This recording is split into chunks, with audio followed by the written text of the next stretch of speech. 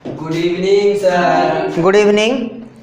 हमारा current topic चल रहा था क्या, ग्रेविटेशन, और पिछले क्लास में हमने मास और वेट को डिस्कस किया था। आज की क्लास में जो हमें पढ़ना है, जो डिस्कस करना है, वो है थ्रस्ट एंड प्रेशर। आज का टॉपिक है बेटा थ्रस्ट एंड प्रेशर, है ना। तो देखो, force per unit area, force per unit area यानी कि यूनिट एरिया पर पड़ने वाले फोर्स को हम प्रेशर कहते हैं, समझे। और जो थ्रस्ट होता है, थ्रस्ट का मतलब होता है perpendicular force on entire surface is called thrust, समझे। चलो इस चीज़ को अच्छे से समझते हैं और इस चीज़ को पहले फॉर्मुलेट कर लेते हैं, पहले समझ लेते हैं, उसके बाद हम इसके बारे में इसका प्रैक्टिकल, एक छोटा सा प्रैक्टिकल करके देखेंगे, ओके, इसी क्लास में। Are you ready? Yes sir. Okay, आज हम डिस्कस करने वाले हैं thrust and pressure. Pressure means force per unit area, force per unit area, unit area पर लगने वाले फोर्स को हम प्रेशर कहते हैं। और कौन सा फोर्स बेटा? तो परपेंडिकुलर फोर्स, है ना। मान लो कि ये हमारा यूनिट एरिया है और इस यूनिट एरिया पर जो परपेंडिकुलर फोर्स लगेगा उसको हम क्या कहेंगे? ये हो गया एरिया और ये हो गया फोर्स। तो ये जो लगेगा इसको हम, इस कंडीशन को क्या कहेंगे बेटा? प्रेशर कहेंगे, समझे। और जो दूसरा टर्म हम लोगों को डिस्कस करना है थ्रस्ट। थ्रस्ट का मतलब क्या होता है? Perpendicular force, perpendicular force on entire surface, और इंटायर सरफेस। जैसे देखो, ये बुक है LOC, लैंग्वेज ऑफ केमिस्ट्री, है ना। इस पर, इसके पूरे सरफेस पर जो परपेंडिकुलर फोर्स डाउनवर्ड डायरेक्शन में लग रहा है ना, जो परपेंडिकुलर फोर्स लग रहा है इस पर, इसके पूरे सरफेस पर, डेट इज कॉल्ड थ्रस्ट, समझे। यानी कि परपेंडिकुलर फोर्स अगर यूनिट एरिया पर काम करे तो वो प्रेशर कहलाएगा, और परपेंडिकुलर फोर्स अगर इंटायर सरफेस पर लगे, इंटायर सरफेस पर वर्क करे तो वो क्या कहलाएगा? थ्रस्ट कहलाएगा। सेम फोर्स अलग अलग इफेक्ट जनरेट कर सकता है ना, अलग अलग प्रेशर प्रोड्यूस कर सकता है सेम फोर्स। जैसे मैंने पिछले क्लास में बताया था, वेट और मास, वेट और मास में डिफरेंस होता है। हमने बताया था मास का मतलब होता है किसी ऑब्जेक्ट को बनने में जितने मटेरियल का इस्तेमाल किया गया है, और वेट एक फोर्स है जो कि जिससे कि वो ऑब्जेक्ट अर्थ की तरफ अट्रैक्टेड होता है या अर्थ उसको अपने तरफ खींच रही होती है ना। तो देखो, ये है ब्रिक, ईटा, है ना। Yes sir. इसके दो सरफेस आप देख रहे होंगे, एक ऐसे और एक ऐसे। इसको हम दो तरह से रख सकते हैं, एक ऐसे यानी कि एक इस तरह से रख सकते हैं और दूसरा इस तरह से रख सकते हैं। आप बताओ, इसका मास फिक्स है, मास फिक्स है, और एक्सेलरेशन ड्यू टू ग्रेविटी हम इस जगह की बात करें तो फिक्स है 9.8 मीटर पर सेकेंड स्क्वायर। तो इसका जो फोर्स होगा डाउनवर्ड डायरेक्शन में काम करेगा, और ये जो पूरा का पूरा सरफेस है, इस पूरे के पूरे सरफेस की वजह से जो प्रेशर जनरेट होगा वो कुछ और होगा। और अगर इस ब्रिक को हम ऐसे रख देते हैं, ऐसे रख देते हैं बाबू, तो क्या होगा बेटा? प्रेशर चेंज हो जाएगा, है ना। अब ये बात आता है कि कौन सा प्रेशर ज़्यादा, कौन सा प्रेशर कम। इसको ऐसे रखे तो प्रेशर ज़्यादा, या इसको ऐसे रखे तो प्रेशर ज़्यादा। कौन सा प्रेशर ज़्यादा? क्वेश्चन आ रहा होगा ना मन में। हमने क्या बताया? एक ही फोर्स अलग अलग, मतलब कि एरिया बदलने पर प्रेशर बदल जाता है, बताया ना। तो ऑब्वियसली इस ऐसे रखेंगे तो अलग प्रेशर और ऐसे रखेंगे तो अलग प्रेशर, है ना। तो देखो इस चीज़ को समझो।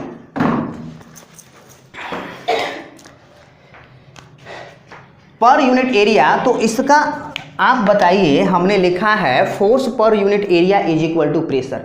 तो बेटा आप बताओ रिचा, फोर्स का प्रेशर का मैथमेटिकल एक्सप्रेशन क्या होगा? फॉर्मूला क्या निकल के आएगा? Govind Saraf, N/N metre. हमने पूछा कि प्रेशर का फॉर्मूला क्या होगा? F/A। Force by area. वही ना, F/A। देखिए प्रेशर का फॉर्मूला क्या होगा? फोर्स पर यूनिट एरिया, यानी कि क्या हो जाएगा बाबू? फोर्स बाय एरिया, ऐसे ही ना लिखते हैं, force per unit area, yes sir, I'm sorry। है ना? तो देखो एरिया, आपको मैंने एक बात बताया था, याद करो, अगर इस तरह का रिलेशन दिया हुआ है तो न्यूमरेटर के साथ इस LHS का डायरेक्ट रिलेशन होता है और डिनोमिनेटर के साथ इसका इन्वर्स रिलेशन होता है। मतलब क्या बेटा, कि प्रेशर कब बढ़ेगा? जब फोर्स बढ़ जाता है, यानी कि प्रेशर इंक्रीज होने पर, प्रेशर कब इंक्रीज होगा? जब हमारा फोर्स इंक्रीज होगा। प्रेशर डिक्रीज कब होगा? जब फोर्स डिक्रीज होगा, यानी कि फोर्स के साथ प्रेशर का डायरेक्ट रिलेशन है और एरिया के साथ इन्वर्स रिलेशन है, यानी कि अगर हम एरिया को बढ़ाते हैं तो प्रेशर घटेगा और एरिया को घटाते हैं तो प्रेशर बढ़ेगा। Clear to all? Yes sir. Yes sir, no sir से loudly. Yes sir. Very good, समझ में आ रहा है ना बाबू? तो अब देखो, जब हमने इस ब्रिक को ऐसे रखा था तो इसका सारा का सारा वेट फोर्स ज़्यादा एरिया पर पड़ रहा था, तो प्रेशर कम या ज़्यादा? कम से कम। देखो ठीक से बोलना, नहीं तो इसका जो फोर्स होगा ना, इसका जो फोर्स डायरेक्ट हमारे फेस पर लग सकता है। बेवकूफ़, हमने क्या बताया? एरिया बढ़ेगा तो प्रेशर कम घटेगा, क्योंकि एरिया, प्रेशर का एरिया के साथ इन्वर्स रिलेशन है। तो अभी ये जो ब्रिक ऐसे है, ये कुछ एरिया पर पड़ रहा होगा इसका फोर्स, और ऐसे रखे तो कुछ एरिया पर पड़ रहा होगा। तो अब आपको डिसाइड करना है ये वाला एरिया ज़्यादा है या ए वाला एरिया ज़्यादा है। ऑब्वियसली ये एरिया ज़्यादा है, तो ये वाला एरिया ज़्यादा है, तो ज़्यादा एरिया पर फोर्स लगेगा इस ब्रिक का, तो क्या होगा? प्रेशर कम, और कम एरिया पर इस ब्रिक का फोर्स लगेगा तो तो प्रेशर ज़्यादा। समझे ना? यानी कि इसको अगर हम ऐसे रखेंगे तो प्रेशर ज़्यादा लगेगा और ऐसे रखेंगे तो प्रेशर कम लगेगा। समझे ना? आपने देखा होगा कि आप कभी किसी मोटे गद्दे वाले बेड पर आप चढ़े हो, जब आप सोते हो तो आप कम धंसते हो, लेकिन खड़े होते हो तो बहुत ज़्यादा धंस जाते हो। क्यों? क्योंकि आपके बॉडी का एरिया, जब आप सो रहे होते हो तो ज़्यादा एरिया पर आपका बॉडी का फोर्स, मतलब कि वेट वर्क करता है, जिसकी वजह से लेस प्रेशर एग्जर्ट होता है। और जब आप खड़े रहते हो तो आपके पूरे बॉडी का वेट फोर्स कम एरिया पर लगता है, जिसकी वजह से आप उसमें ज़्यादा धंस जाते हो, है ना? पानी में आप देखा होगा स्विमर्स क्या करते हैं, कुछ स्विमर्स क्या करते हैं, पानी के ऊपर सरफेस पर लेटे हुए हैं और आपको लगेगा कि यार ये तो आराम से लेटा हुआ है, लेकिन आप खड़े हो रहे हैं तो उसमें अंदर मतलब चले जा रहे हैं। ऐसा क्यों? क्योंकि आपके बॉडी का एरिया कम, आपके बॉडी का फोर्स कम एरिया पर फॉल कर रहा है, इस वजह से आप पानी में अगर सीधे खड़े होते हो तो नीचे चले जाते हो, लेकिन अगर आप लेट जाते हो तो पानी के सरफेस पर रहते हो। जब आप लेट रहे होते हो तो ज़्यादा एरिया पर आपके बॉडी का वेट फोर्स काम कर रहा होता है।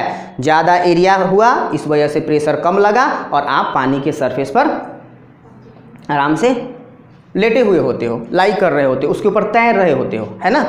ठीक है। चलो एक चीज़ और आप समझ सकते हो इससे, यही वजह है कि एक लोहे का जो छोटा सा कील होता है, छोटा सा नेल होता है, पानी में डूब जाता है, लेकिन कई टन का लोहे का ही बना हुआ जहाज पानी के ऊपर तैर रहा होता है। समझे ना? अभी जो हमने यहाँ बताया आप लोग को समझ में आया? Yes sir. अच्छा देखो, अगर ये थ्रस्ट जो है, थ्रस्ट इंटायर सरफेस पर लगने वाला परपेंडिकुलर फोर्स है, तो क्या हम प्रेशर को थ्रस्ट के टर्म में एक्सप्रेस कर सकते हैं? हम लिख सकते हैं ना, thrust per unit area is called pressure. यानी कि हम क्या लिख सकते हैं, हम क्या लिख सकते हैं बेटा? यहाँ लिख दें, हम लिख सकते हैं ना, thrust per unit area is called pressure. तो एक्सप्रेशन हमको क्या मिलेगा बेटा? हमको क्या एक्सप्रेशन मिलेगा बउआ? Pressure is equal to thrust upon area, thrust upon area. Is it clear to all? Yes, sir. Say loudly yes sir no sir? Yes, sir. Very good. तो इस फोर्स और प्रेशर से रिलेटेड एक छोटा सा experiment हम लोग देख लें। जी सर। Very good.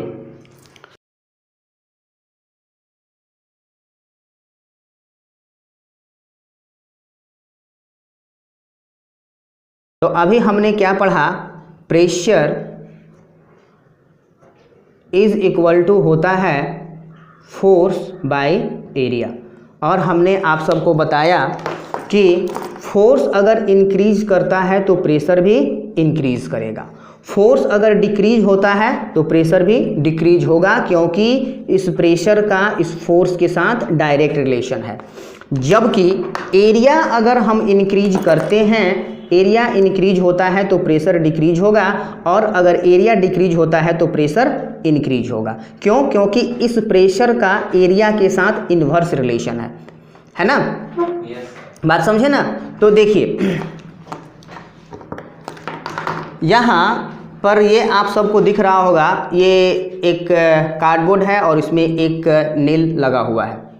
अगर मैं आप में से किसी को कहूँ कि आप इस पर हाथ रखो और इसको जोर से दबाओ, है ना, तो आप क्या ऐसा करोगे? No, sir. बोलोगे नहीं सर ये हमारे हाथ में उंगली में घुस जाएगा, है ना, उंगली में घुस जाएगा, है ना। लेकिन अगर मैं इस नेल को यहाँ पर रखता हूँ, बहुत सारे नेल्स इस कार्डबोर्ड में फंसे हुए हैं, और इस पर मैं अगर ऐसे रख करके जोर से भी दबाता हूँ तो क्या मेरे हाथ में कोई भी नेल चुभ रहा है क्या? No, sir. नहीं ना, मैंने बहुत ज़्यादा प्रेशर फोर्स लगाया है। यानी कि देखो मैं एक चीज़ आपको दिखा रहा हूँ, देखो ये नेल है, इसके ऊपर मैंने हथेली रख दिया। आप लोगों को लगता होगा कि सर सिर्फ रखे हुए हैं, है ना, तो एक प्रैक्टिकल आप देखो, यहाँ पर अगर मैं इसको रखना चाहूँ तो मैं नहीं रख सकता। क्यों? क्योंकि ये मेरे हाथ में घुस जाएगा और मुझे काफ़ी पेन होगा, बहुत दर्द होगा। लेकिन आपको मैं एक चीज़ करके दिखाता हूँ। यहाँ देखो, मैंने इन सारे नेल के ऊपर अपने हाथ को रखा और इसके ऊपर मैंने ये ब्रिक रख दिया। देखो मैंने इसके ऊपर ये ब्रिक रख दिया, मुझे कोई पेन फील नहीं हो रहा है, देखो। और जब मैं इस ब्रिक को हटाता हूँ तब भी कोई भी, आपको दिख रहा होगा, कोई भी इंजरी इसमें दिखाई नहीं पड़ रही है। कहीं से ब्लीडिंग हो रहा है क्या मेरे हाथ में? नहीं ना। देखो अब आप कहोगे सर ऐसे तो प्रेशर कम लगा था ना, आप इसको रख करके ऐसे रख दीजिए। लो मैंने रख दिया, फिर भी मुझे कुछ नहीं हो रहा, फिर भी मेरे हैंड में कोई इंजरी नहीं है। इसका मतलब क्या कि जो मैंने फोर्स इस पर अप्लाई किया वो ज़्यादा एरिया पर फॉल हुआ, जिसकी वजह से लेस प्रेशर जनरेट हुआ और मेरे पाम में कोई भी इंजरी नहीं आई। लेकिन अगर मैं इसको ऐसे रख करके थोड़ा सा भी प्रेशर दूंगा तो क्या होगा? ये मेरे हथेली को चीरता हुआ अंदर चला जाएगा, है ना, और फिर मुझे टेटवेट का इंजेक्शन लेना पड़ेगा, Yes. है ना। तो ये है ना मज़ेदार चीज़, Yes, sir. है ना। देखो आप लोग देखे होंगे, अब मेरे तरफ कैमरा कीजिए। आप लोग ये जो हमारे मुस्लिम भाई लोगों का एक पर्व होता है, इसको तजिया कहते हैं। उसमें इसी तरह का बड़ा बड़ा लकड़ी होता है, बहुत बड़ा बड़ा लकड़ी का टुकड़ा होता है, उसमें बड़ा बड़ा नेल घुसेड़ा रहता है, बिल्कुल इस तरह से क्लोज। और क्या करता है कि उसके ऊपर क्या करता है, आदमी लेट जाता है ना, और लेट गया और क्या किया, एक इस पर आदमी ऐसे लेट गया और इसके ऊपर क्या किया कि एक पटरी ऐसे रख दिया और इधर से मोटरसाइकिल गुजर गया, फिर भी उसको कुछ नहीं हुआ। क्या वो जादू था? जी नहीं, डेट इज़ फिजिक्स, समझे ना। इस वजह से ऐसा कुछ नहीं हुआ। आपने देखा होगा सर्कस में एक आदमी क्या होता है, लेट जाता है और लेटने के बाद एक पटरी को ऊपर रख लेता है, उस पर उसके ऊपर हाथी पास कर जाता है, एलिफेंट पास कर जाता है, लेकिन फिर भी उस आदमी के प्राण पखेरु नहीं उड़ते हैं, है ना। तो क्या उस आदमी के पास पावर है? No, sir. जी नहीं, डेट इज़ फिजिक्स। क्यों? क्योंकि जो एलिफेंट का बॉडी का वेट था वो ज़्यादा एरिया पर पड़ा और इस वजह से जो आदमी लेटा हुआ था, है ना, उसको कुछ नहीं हुआ। वो कहाँ लेटा था? उस लकड़ी के तख्ते के नीचे, है ना। अगर वाकई में उसके पास पावर था तो ऐसा करता, लेट जाता और कहता हाथी आ जाओ मेरे ऊपर, तब क्या होता? हाथी का एक पैर पड़ता है कि उसके प्राण पखेरु उड़ जाते, समझे ना। तो आज का क्लास आप लोग को इंटरेस्टिंग लगा? Yes, sir. क्लियर है सबको? Yes sir. तो आज का क्लास यहीं पर ओवर किया जाए। Yes sir. ओके तो see you all in the next class.